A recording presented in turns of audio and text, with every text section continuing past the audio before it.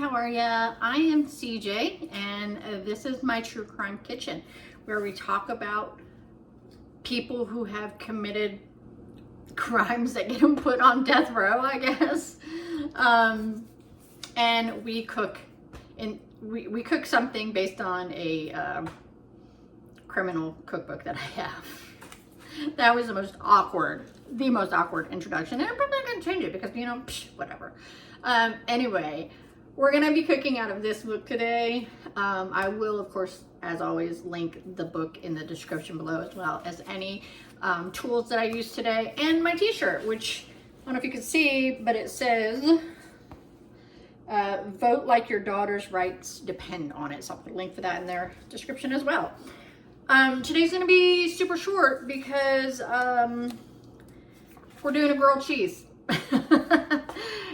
So yeah, super short. It is Stephan Wayne Anderson. His last meal was 2 grilled cheese sandwiches, 1 pint of cottage cheese, a hominy corn mixture, radishes, 1 piece of peach pie, and 1 pint of chocolate chip ice cream. Now in this book, she only picks 1 item out of the meal and then does the recipe for it, right? So I think that's great because I can't cook, so we'll see what happens. Anyway, so I know how to do a grilled cheese, so I've got all my stuff over here ready. I'm actually going to use sourdough bread and Colby Jack cheese because why not, right? But first, let's just talk about Stephan Wayne Anderson, and then we'll just jump into that, and then you guys can get on with your day, okay? Okay, so a lot of people have issue believing that Stephan Wayne Anderson was a murderer, criminal, right? And the reason is ridiculous, actually. Apparently, he wrote some really good, subjectively, poetry. Even won a couple of pen awards. I'm not sure what those are, but yeah, so people were like, somebody who writes like that, they don't have murder in their heart. Bitch, please. He was a contract killer. 2 things can exist at the same time, right? It's just, it just happens. Apparently, according to his fans, if you have the heart of a poet, there's no room in there for violence. Which is ridiculous. Because I know quite a few unalivers and criminals who write poetry, who do fantastic drawings, things like that.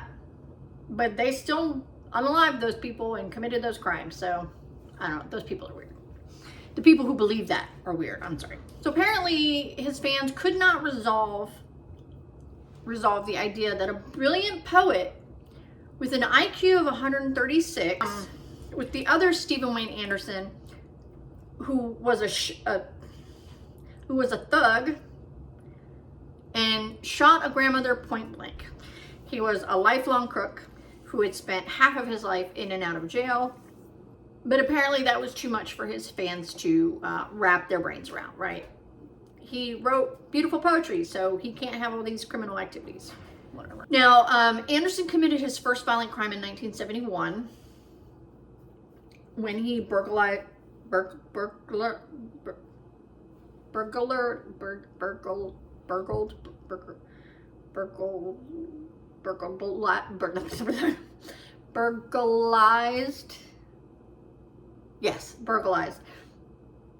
that doesn't sound right, sorry. When he broke in and stole stuff from a school in Farmington, and same time threatened 2 police officers. He was convicted of burglary and was paroled on that count in 1975, but he was sentenced to another 10 to 15 years, or 10 to 50 years on multiple aggravated burglary counts while he was doing his stint for his first burglary.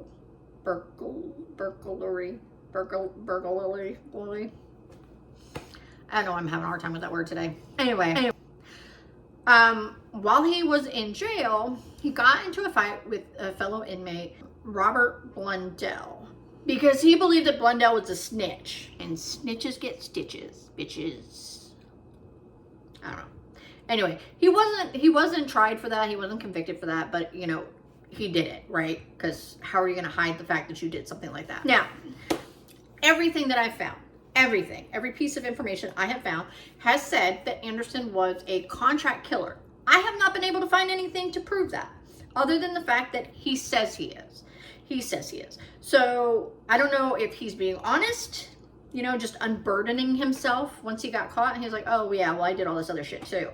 Or if he's just trying to play it up so that, you know, he has a reputation, and then when he gets into prison, they're going to be like, oh man, he's a contract killer, got to watch out for him. I don't know. I don't know what that's all about. He was never arrested or tried for any murder aside from the grandma he killed in 1980. After he escaped prison in 1979. And I have to tell you, I think this whole situation is weird. So he escapes prison in 1979. Okay. He chooses a home, cuts the phone line with a knife, and while he's searching the home objectively for something to steal or looking for people in the house, he thought that the house was going to be empty, right? But when he goes into the main bedroom, he finds 81-year-old Elizabeth Lyman asleep in her bed. Now, he was not expecting anybody, so seeing Elizabeth in her bed startled him, and it is what caused him to shoot her in the face from about 8 to 20 inches away. So pretty damn close. I feel like for this, he was like all up in her face, like, are you real? And then like maybe she breathed or something and then he shot her. I don't know. That's what it seems like to me. So after he shoots her, he covers her up with a blanket, picks up the spent cartridge, and went to make himself some noodles. Like, what? So look, listen, Linda, it's like 3 o'clock in the morning. Well, it was about midnight, right? And he's like, I'm gonna make some noodles. I'm hungry. That just made me hungry, right? So he makes himself some noodles and he sits down and he watches TV. Now, he was there for about 3 hours. And a neighbor knew that Elizabeth was not ever up that late / early, right? Never. So they called the police. Plus, they were like, hey, yo, there's a dude in this woman's house. I can see him. He's sitting there watching TV eating noodles. Like, you need to come quick. So the police got there and they arrested him, sent him back to jail, thankfully. And in 1981, he was sentenced to death for Elizabeth's murder. He was finally executed by lethal injection on January 29, 2002. So not too long ago, actually. And that's it. That's the story of Stephan Wayne Anderson. It's just a weird situation, right? Like, so you're escaped from prison, right? I think he ended up being in another state. I think he ended up being in Utah or something like that. You see a house, it's, you know, all the lights are off. You don't think anybody's there. Maybe the car's in the garage. Maybe she doesn't have a car. I don't know. Cut the phone line, and just in case, and then search the house. And then when you see somebody in the house, you get all up in their business, and they move or breathe or something. Maybe they open their eyes, startle you, shoot this person in the face, go, oh shit, what have I done? Or maybe not even say that.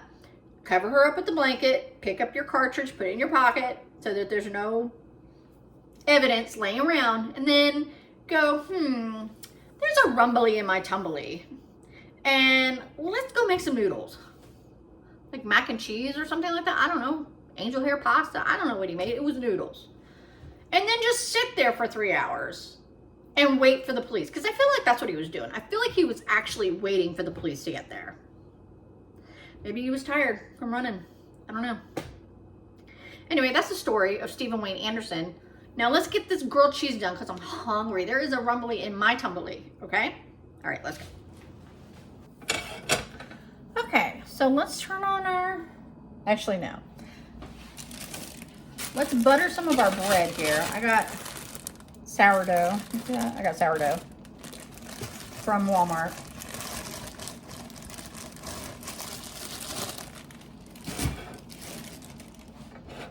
We haven't turned on the skillet yet, or the oven yet, stove, whatever it's called.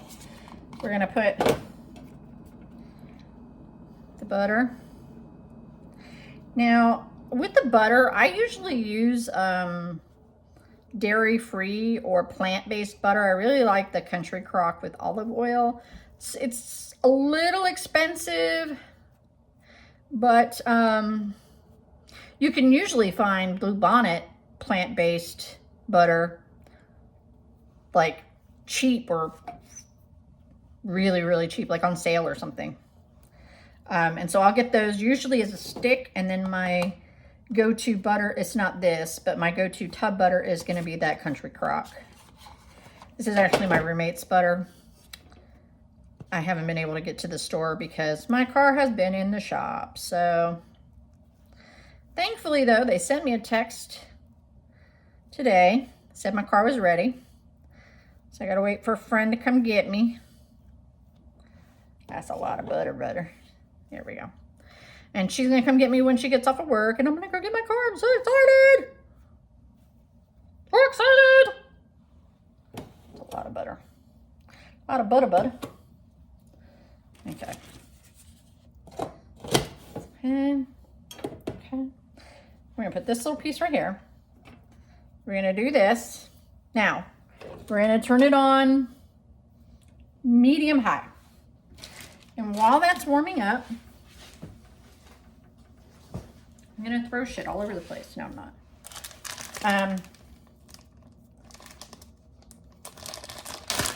Got some Colby Jack. These are thick slices. The bread is. So I'm going to put 2 slices of cheese on a sandwich.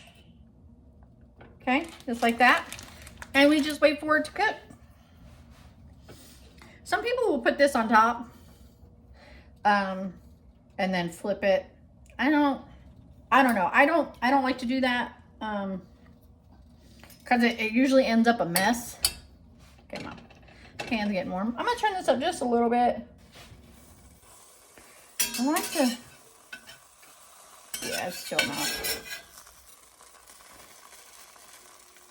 I like my cheese to be kind of melty before I put the other piece on. But the problem is getting the cheese melty before you burn your bread.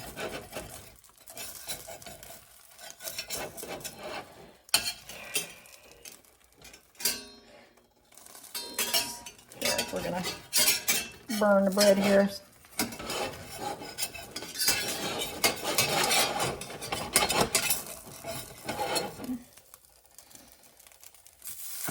Yeah, see that? I'm gonna turn this down again. Butter's supposed to, you know, make it not stick. I'm putting more butter on this thing. My pan is supposed to be non-stick. And it's very expensive, and it was supposed to be non-stick, and it's not. Okay, my cheese is getting a little melty.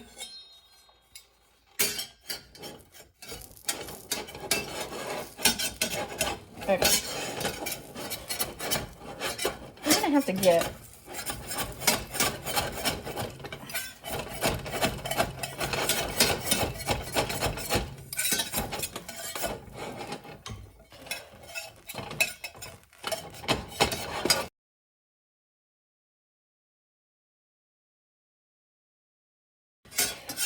this is the most ridiculous grilled cheese I've ever made.